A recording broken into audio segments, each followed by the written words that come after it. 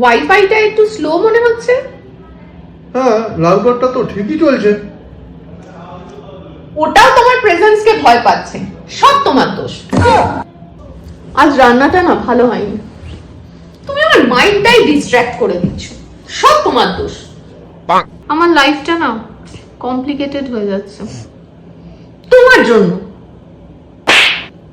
চাবিটা না কোথাও খুঁজে পাচ্ছি না, কোথায় যে রেখেছি। আমি কি জানি? তুমি থাকলেই আমার সব মেমরি উইক হয়ে যায়।